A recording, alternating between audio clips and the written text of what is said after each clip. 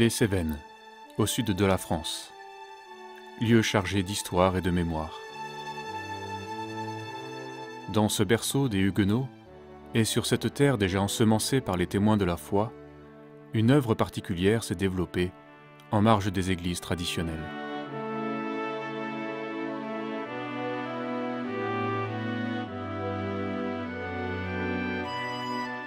C'est en 1972 que tout démarre, lorsque quelques amis décident de créer la mission Timothée. Ils prennent pour référence l'exhortation de Paul à Timothée. Ce que tu as entendu, confie-le à des hommes fidèles qui soient capables de l'enseigner à d'autres. Ce sera donc le mot d'ordre de cette jeune mission. Transmettre est crucial pour la survie d'une œuvre. Transmettre, oui, mais quel message et comment? Par la prédication, bien sûr, et l'enseignement, se rassembler comme nos prédécesseurs pour rendre un culte unanime à Dieu, mais ces quelques amis en veulent plus. Les cultes traditionnels sont souvent formels, l'action de l'esprit si peu visible, et les relations fraternelles trop distantes. N'est-il pas possible de vivre plus, s'approcher de manière plus concrète de ce que la Bible enseigne sur tous ces sujets? Au niveau religieux, je disais qu'il ne fallait pas faire de sentiments, que l'émotion, l'affectivité faisait partie de l'homme charnel, donc devait être évitée, limitée et parfois même suspecte. Donc j'ai été amené à réfléchir à ces choses-là, puisque j'ai bien compris que ce qui était remède à ma propre plaie, à ma soif d'affection, c'était bien la révélation de l'amour de Dieu. Je t'aime dans un amour éternel, je te conserve ma bienveillance. J'ai été touché par ce verset et j'ai cherché à le vivre de manière pratique. De la même manière que le verbe s'exprime par la bouche, eh bien l'amour s'exprime par le cœur. Sinon il ne veut rien dire, c'est un concept et non pas une réalité. Et j'ai remarqué que les gens ne s'y trompaient pas. Pour mettre en pratique cet amour, et qu'il ne soit pas qu'une idée, la décision est prise d'ouvrir une maison d'accueil. Les premiers travaux commencent en 1972, et depuis, la petite colline dédiée à ce travail n'a cessé de s'aménager et de s'agrandir afin de recevoir toujours plus de monde. Les blessés du chemin, les jeunes en perdition, les marginaux, mais aussi les croyants fatigués qui cherchent un lieu paisible où se ressourcer, tous sont les bienvenus à Anduze. Toute l'équipe de missionnaires et des étudiants est au service des personnes reçues, car pour faire de l'accueil, il faut que tous ceux qui y travaillent le fassent dans la même vision, celle de transmettre l'Évangile et d'être témoins de l'amour de Dieu. Et c'est ce qui touche le plus ceux qui arrivent dans la maison. Et donc quand je suis arrivé dans la maison, j'ai tout de suite été très bien accueilli, tout le monde était très gentil et c'était vraiment très agréable. Les gens étaient présents et se souciaient de ce que j'avais vécu, de ce que je vivais. Je sortais d'une overdose, j'avais une vie de toxicomane et j'ai bien compris que si j'étais pas mort, Dieu m'avait sauvé. C'était des moments très intenses avec l'équipe, l'équipe était proche et je suis toujours là pour aider et j'ai beaucoup apprécié cette ambiance. J'étais pas forcément au camp l'été pour écouter la parole et apprendre à devenir chrétien. J'étais là parce que je devais y être, parce que mon père m'y avait invité. Donc mon impression a été d'emblée très forte. Je me suis senti à la fois bien, mais j'avais forcément envie de me démarquer. On m'a quand même fait bon accueil sans me faire de leçons, quoi. Et c'est ça qui m'a marqué, qui m'a donné envie de revenir. J'ai même pu lier des amitiés avec les jeunes qui étaient en formation à l'époque, qui m'ont donné envie de revenir. Et c'est aussi une des choses qui m'a marqué assez rapidement, c'est que tout le monde connaissait mon prénom. Et moi, j'arrivais à retenir celui de personne. L'équipe, à l'époque, s'est vraiment occupée de moi quoi, quotidiennement. Vraiment, quoi. J'étais choyé. J'en avais besoin, vraiment besoin, parce qu'il y a quand même une sorte de... On cherche ce côté-là, et puis le fait de pouvoir se sociabiliser, comme ça, c'était une chance, c'était une grâce quoi, au final. Parce que je pense que je ne serais pas resté, je serais reparti et je pense que ça aurait été mon dernier hiver dehors, quoi. Moi j'étais submergé par mes angoisses de mort à l'époque, ce qui m'a mené à cette errance totale là. Déjà se savoir aimer par un père, ça m'a bouleversé et je me suis dit bon bah faut pas que je rejette ça. Voilà, l'amour, le véritable amour il est là. Et c'est passé par le travail de l'équipe à la mission à Andus, quoi. C'est une vraie vie communautaire qui s'est mise en place sur la petite colline. Les repas sont pris en commun, les personnes accueillies participent aux travaux de la maison avec les missionnaires. Tous les corps de métier sont représentés.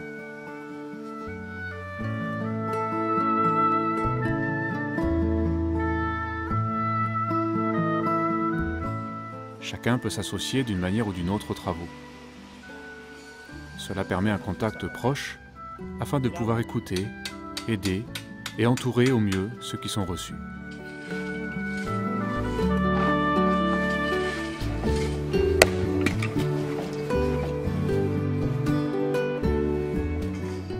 Cette vie communautaire n'est pas un idéal absolu. Elle s'est mise en place pour permettre de mieux accueillir, comme nous l'explique Daniel. La vie communautaire n'est pas un but en soi, c'est un instrument nécessaire puisqu'il s'agit bien, selon le ministère qu'on a reçu, de recevoir dans sa maison le malheureux sans asile. On ne peut guère le faire seul lorsqu'il y a beaucoup de gens à recevoir, donc c'est nécessaire qu'il y ait une vie d'équipe qui connaissent une vie intime comme une vie familiale. Ce sont donc des familles, des célibataires, tous ensemble. On a mis en commun nos efforts pour que ceux qui viennent, qui sont sans famille, sans toit, dans l'errance, étrangers, puissent trouver une vie familiale vécue dans une vie d'équipe et de collaboration. J'ai pu participer aussi à ce travail-là, d'abord très proche de Daniel, qui nous a communiqué toute cette vision d'accueil des marginaux, des personnes en difficulté, à travers les réunions d'équipe aussi en particulier. Il nous a transmis toute cette vision d'accueil, mais aussi l'aide des personnes en difficulté, l'accompagnement au quotidien.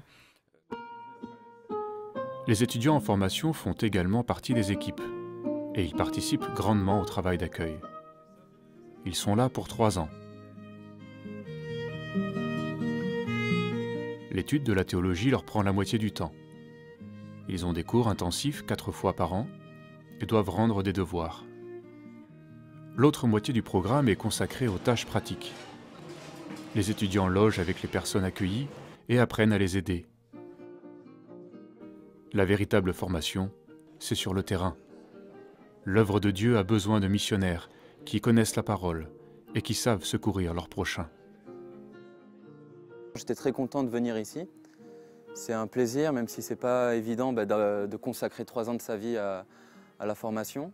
Mais je suis content de pouvoir mettre en pratique un peu ce que j'ai appris, de pouvoir servir le Seigneur dans les faits, réellement. Donc vraiment en donnant de ma personne, pas simplement en disant que j'aime, mais en allant vers l'autre et en l'aimant vraiment. Ensuite, ma première semaine était un peu particulière parce que je me suis retrouvé dans un chalet avec un jeune homme d'une vingtaine d'années qui était autiste et qui passait son temps à jouer aux jeux vidéo. Et donc c'était assez difficile de discuter avec lui. Ça m'a plongé directement dans le bain avec quelqu'un qui a déjà des difficultés. Là, c'était quelqu'un qu'il fallait aller chercher pour aller aux réunions, quelqu'un avec qui il fallait discuter, qui se posait réellement des questions, mais en même temps était un peu opposé. Donc ça permet aussi de savoir ce qu'on pense réellement et de pouvoir mettre des mots sur sa foi. Et donc c'est un très bon exercice. Mais en même temps, ça implique une responsabilité de savoir ce qu'on pense, de ne pas dire des bêtises pour ne pas orienter la foi de l'autre dans une mauvaise voie. J'ai toujours eu envie de prendre du temps pour me plonger dans le texte biblique. Et donc j'ai fait une fac de théologie. Je prenais ça de façon assez spontanée, sans trop réfléchir. Donc j'en garde un très bon souvenir. Mais je n'ai pas souhaité continuer parce que c'était trop pointu et un peu trop éloigné de la vie quotidienne. Parce qu'en théologie, on parle beaucoup du texte biblique et on le décortique dans tous les sens, mais on ne la laisse pas trop faire son effet dans nos vies. Et j'ai été conduite à demander l'aide de la mission Timothée pour des problèmes personnels sérieux. Et étant disponible à ce moment-là, pas tellement en état de reprendre une vie active, j'avais envie de poursuivre ma lecture de la Bible et mes études de la parole de Dieu. Je ne savais pas trop ce que ça impliquait au niveau de la vie communautaire, de l'implication pratique dans la mission, mais je ne regrette pas. Je n'avais pas l'habitude d'être intégrée à une équipe, je n'avais pas trop l'habitude de cette vie où on compte les uns sur les autres comme ça. Pour m'impliquer, une des paroles qui m'a beaucoup aidée, qui parlait de se laisser engager, au lieu de chercher ce qu'on avait à faire, mais se laisser engager par les demandes et par la vie communautaire, la vie de l'Église. Donc c'est ce que j'ai tâché de faire. On nous dit souvent bien assez et de la bonne manière que le Seigneur nous place là où il veut et qu'on doit surtout le laisser faire, le laisser diriger nos vies. Et en équipe, on apprend aussi à se décharger les uns les autres et à savoir que là où on ne peut plus, un autre prendra la place et que c'est l'œuvre du Seigneur qui compte et pas la nôtre. La grande richesse de notre travail ici, dans la centre Anduze, c'est le travail de l'équipe, où tous les matins nous nous retrouvons pour partager les fardeaux, les difficultés, pour prier ensemble, de recevoir aussi évidemment le conseil, l'orientation dans des moments difficiles. Et c'est ainsi que par la grâce de Dieu que nous sommes toujours présents ici, donc après maintenant 37 années voilà, de vie au sein de la mission. Tous les matins à 7 h, l'ensemble de l'équipe, les missionnaires et les étudiants, se réunissent pour partager les préoccupations, les difficultés rencontrées au quotidien. C'est là que les conseils sont donnés, les décisions prises. En effet, les personnes accueillies ne sont pas toujours faciles à aider. Mensonges, violences, mauvais comportements obligent parfois à prendre des décisions et surtout à prier ensemble pour discerner la volonté de Dieu et son œuvre dans les cœurs. Le fait d'être une équipe soudée est une force indéniable. Les exaucements ont été nombreux dans bien des situations. Il y a des moments difficiles, évidemment, des trahisons, des confrontations de caractère dans la collaboration. Les préoccupations de l'œuvre et les déceptions peuvent décourager. Ceux que l'on a parfois le plus aimés et le plus soutenus sont ceux qui peuvent faire le plus mal et parfois trahissent. Comment encore aimer lorsqu'on a été trahi? Comment continuer à avoir le cœur ouvert pour son prochain ou son frère, malgré les déceptions? L'amour inépuisable ne peut pas se trouver en nous-mêmes, parce qu'il a ses limites. Il peut devenir passion quand la chair le récupère, et ça, la passion fait rougir le visage, mais provoque la jalousie de Dieu, d'après Ézéchiel. Donc il ne s'agit pas de s'abandonner à des passions, mais à aimer vraiment, ce qui fait que cet amour rend libre chacun, celui qui aime, celui qui est aimé, sans quoi l'amour humain rend esclave et a des limites, et peut conduire à la trahison parce que cet amour-là n'est pas servi.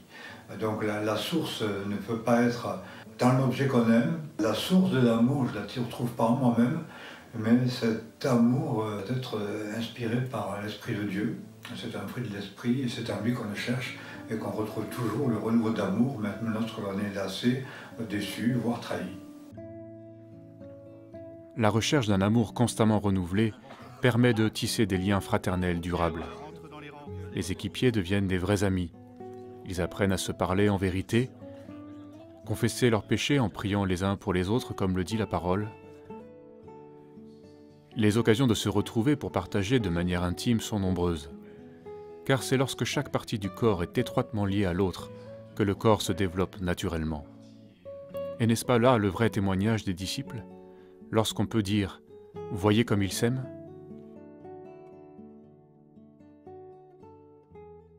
C'est vraiment une relation fraternelle et d'amour que je pensais n'avoir que en famille, mais je me rends compte qu'il y a une autre famille dans l'Église. C'est des termes très forts pour moi parce que j'ai grandi dans une famille avec des parents divorcés, et donc il y a un esprit de famille très fort qui s'est emparé de moi. Et je ne pensais pas que c'était possible d'avoir des frères autre part que dans les liens de sang. Et je me rends compte que je me suis trompé et que j'ai vraiment des frères spirituels, des frères qui me soutiennent dans l'Église. Du coup, je suis très reconnaissant de pouvoir avoir cette relation avec eux. C'est des amis et des frères, vraiment.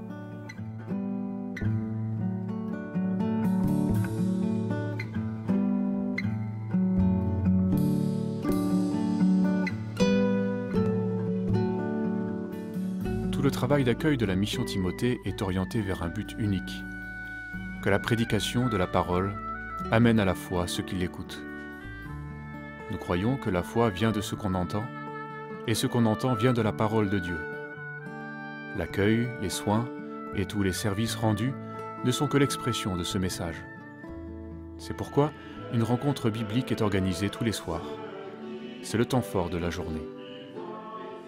Les étudiants prêchent à tour de rôle, ainsi que les responsables de la maison d'accueil.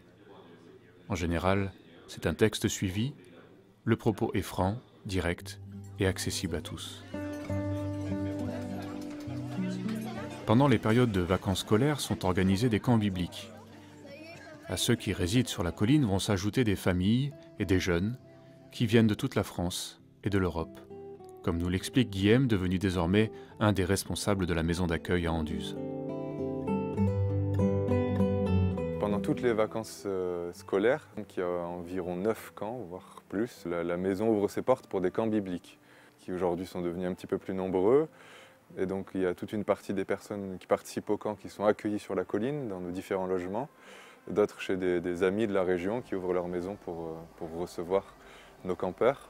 Et donc ce sont aussi des temps forts pour la maison, où toute l'équipe est mobilisée, parce qu'il y a donc davantage de logements à préparer, davantage de repas à servir, et des réunions donc le matin et le soir, davantage aussi de besoins. Et ce sont des occasions pour resserrer les liens, les entretenir, entretenir nos relations fraternelles avec tous les amis de la mission qui viennent un peu de partout en France et parfois de plus loin.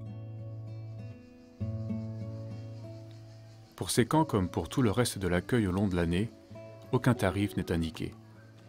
Les fondateurs ont voulu que tout se vive par la foi, y compris les finances. Aucune subvention de l'État non plus. Chacun participe à hauteur de ses moyens et selon sa conscience. On dépose sa contribution dans un tronc et le surplus des uns pourvoit aux besoins des autres selon le principe biblique. Ce principe permet à tous de pouvoir venir, et surtout les plus démunis. Même si cette incertitude n'est pas toujours facile à vivre pour les responsables, le Seigneur a toujours pourvu, et le miracle s'est sans cesse renouvelé.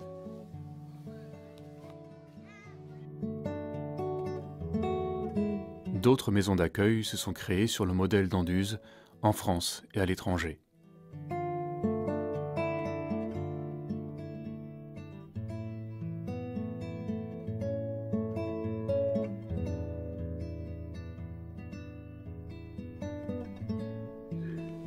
Justice, vérité. La prédication de la parole, l'écoute et l'amour manifesté ont touché beaucoup de personnes qui ont souhaité à leur tour travailler avec la mission Timothée. N'étant pas toujours bien reçus dans leur église d'origine, ou du fait de l'absence d'église dans leur environnement, ces personnes ont voulu parfois démarrer des réunions bibliques chez elles. C'est ainsi que des groupes de maisons se sont créés un peu partout.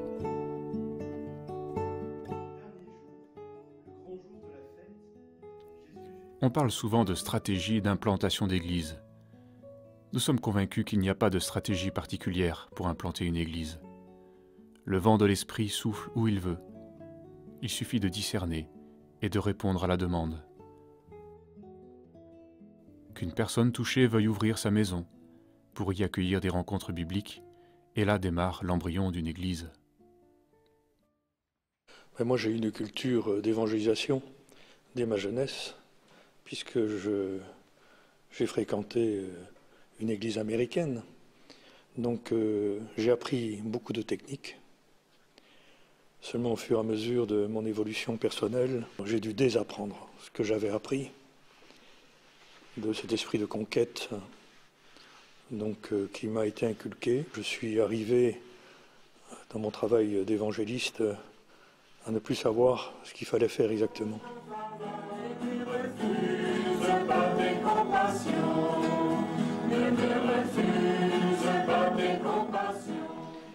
Et je me souviens que quand on m'a invité à venir dans la ville de Metz, j'étais sans enthousiasme, parce que ne sachant plus comment il fallait faire une évangélisation véritablement, selon l'habitude de la mission, ce que l'on faisait, c'est qu'on répondait à une invitation personnelle d'amis qui étaient seuls, isolés, dans une ville, dans une région, et qui désiraient rendre témoignage. Et je me souviens, à un moment donné, dans ma chambre, j'ai crié à Dieu en disant « Seigneur, je ne connais pas cette ville de Metz, comment veux-tu que j'évangélise ?» Et là, j'ai reçu un texte qui s'est imposé à moi. « Éternel, tu nous donnes la paix, car tout ce que nous faisons, c'est toi qui l'accomplis pour nous. » Et je me rappelle de cet homme un jour qui est venu lors d'une réunion qui avait été annoncée, et je lui dis « Comment êtes-vous venu là? Pourquoi vous êtes là ?» Il m'a dit « Je ne sais absolument pas ce que je fais là. » Il dit « Mais je suis là. » Donc il avait été attiré bien malgré lui, et c'est un homme qui s'est converti, qui a embrassé l'Évangile. Il y a eu un concours de circonstances qui fait que beaucoup de personnes sont venues, mais ajouter, comme le dit le livre des Actes, ajouter à l'Église, parce que Dieu les avait envoyés. Mais on n'avait pas le sentiment d'avoir fait grand-chose pour les attirer. Donc l'œuvre de Dieu s'est faite comme ça. On s'est d'abord réunis, on n'était pas nombreux dans ma salle à manger, qui était quand même assez grande, puis 40 mètres carrés. Mais bien vite, au bout de quelques mois, la salle à manger s'est remplie, les gens venaient de partout. C'était assez extraordinaire, et donc le lieu est devenu trop petit, et on s'est donc rendu dans notre garage qu'on a aménagé. Il y avait 110 mètres carrés. Et donc nous avons eu l'église dans ce garage pendant 8 années. Et au bout d'un moment, eh bien, le garage était trop petit. Les gens venaient une demi-heure à l'avance pour être au premier rang. Et donc, par la suite, nous avons cherché un autre local. Dans le cas de l'église de Metz, des locaux plus spacieux ont pu être trouvés par la suite. Et l'église a engendré d'autres petites églises dans la région, qui sont devenues plus grandes à leur tour.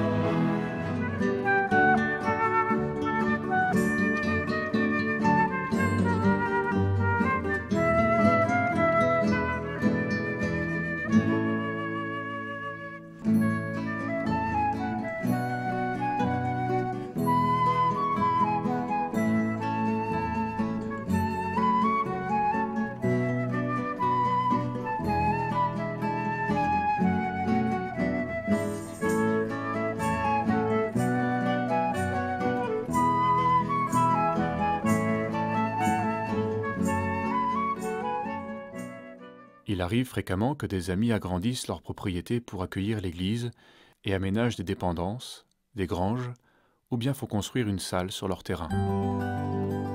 En général, tous les amis viennent participer aux travaux, car une des caractéristiques de la mission Timothée, c'est un fort esprit d'entraide.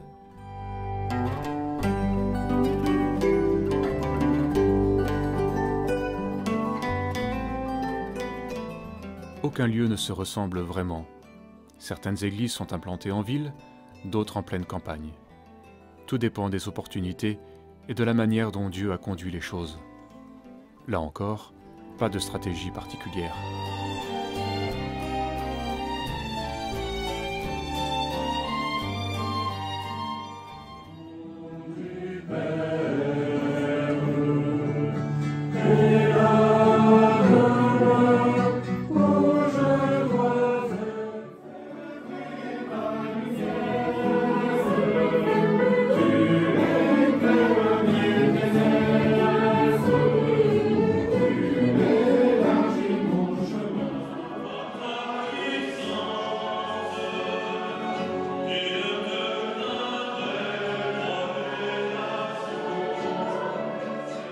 Une chose que l'on retrouve pourtant à chaque endroit, un même esprit de famille. En plus des cultes, on passe du temps ensemble, en partageant des repas fraternels et en cherchant, tant que possible, à entretenir la communion.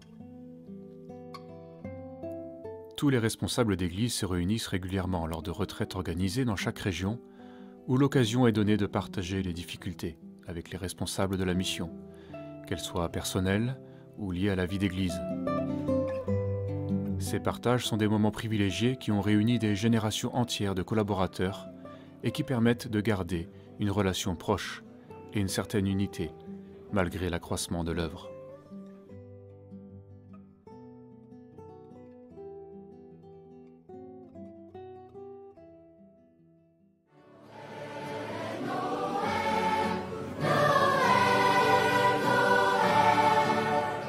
À la mission Timothée, on chante beaucoup et à tous les âges.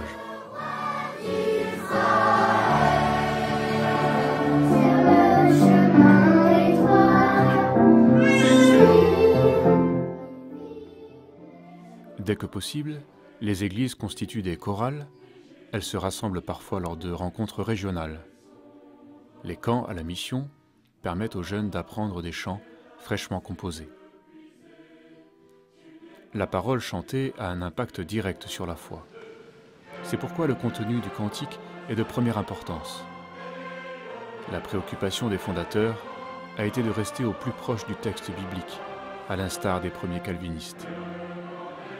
Comme on était à mon adolescence dans une église où on parlait que de persécution, que voilà, pour moi ça voulait dire prison, ce qui voulait dire pas de Bible. Je me suis dit, comme je n'ai pas de mémoire, ça va être catastrophique, il faut que j'apprenne les textes bibliques. Et ma façon d'apprendre, déjà pour l'école, c'était de mettre en musique tous mes leçons. J'ai dit, je vais chanter. Donc je me suis mis à chanter bêtement des tirades de chants, de psaumes, etc., qui n'avaient pas de structure. Pour moi, quand j'ai rencontré Daniel, il était tout content de m'entendre, tout ému. Et il a dit à son père, qui me dit, mais dis donc, tu fais des chants, c'est bien, si on fait une mission, ce serait intéressant qu'on ait des chants nouveaux. Est-ce que tu peux me les chanter? Mais j'ai eu une honte parce que je savais que c'était pas joli, que c'était pas structuré. Et donc, il a dit, si, c'est très beau, mais c'est pas vrai. Et Daniel donc a commencé à écrire des passages en poésie pour que la mélodie suive d'une manière beaucoup plus rythmique. Et c'est comme ça qu'on a commencé à faire des premiers chants. On a chanté tous les deux en duo. Disons que Christiane était très douée pour me suivre. Elle devait s'adapter vraiment à un petit côté fantaisiste que j'avais malgré tout, parce qu'on n'écrivait pas la musique, on n'avait pas le temps, ni puis même à l'époque on n'était pas capable de le faire. Et donc c'était toujours de l'improvisation. En fait, on a chanté ensemble parce que les autres le voulaient.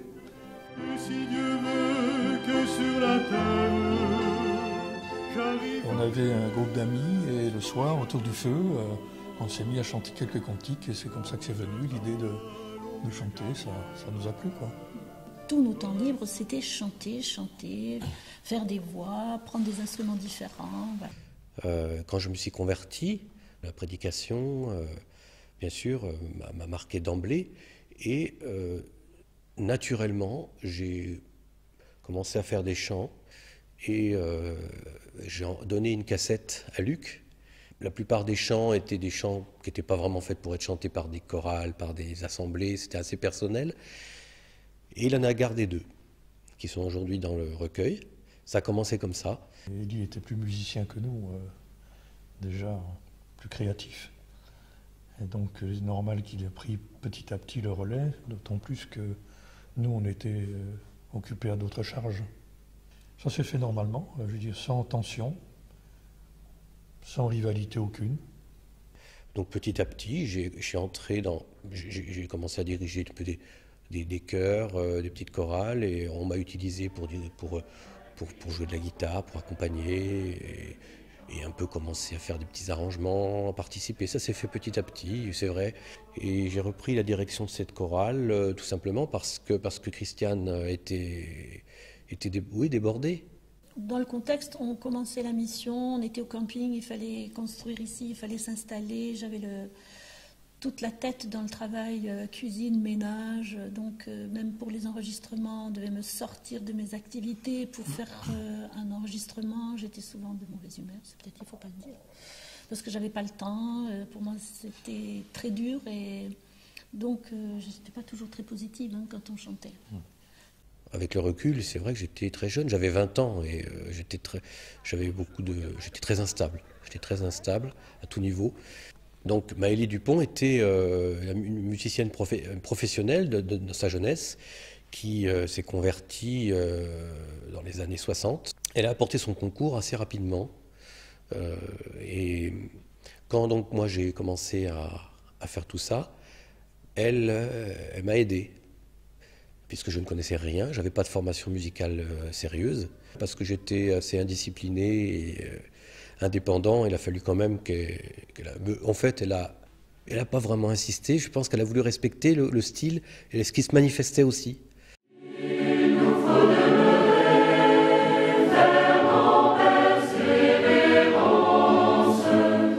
Au niveau musical, on essaie de faire le mieux possible avec les moyens qu'on possède. Et il est vrai que ces moyens, avec le temps, ils augmentent un peu.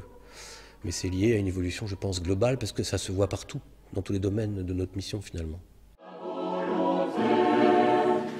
Et que nous évitions des promesses. On a toujours essayé de garder au plus près possible la parole elle-même, le verbe, l'importance du verbe. Et c'est pour ça qu'il faut éviter de mettre des mots plus allégés, parce que c'est plus poétique. C'est ce qu'on voulait éviter au départ. C'est d'éviter une poésie évangélique qui ne correspondait pas à une réalité de vie. Et comme la parole en elle-même a de la valeur, on voulait garder, et on veut garder le texte lui-même, quoi. Parce que c'est dans le texte que se trouve la force et la vie. Pour moi, quand j'ai chanté ces chants, c'était comme une prière. Et comme un appel adressé à Dieu. Un besoin de plaire à Dieu, de l'honorer. Et je pense que si on garde cette humilité, ce désir de lui plaire dans la simplicité, ça garde cette fraîcheur de David qui lui aussi a chanté les psaumes dans cet état d'esprit, je pense.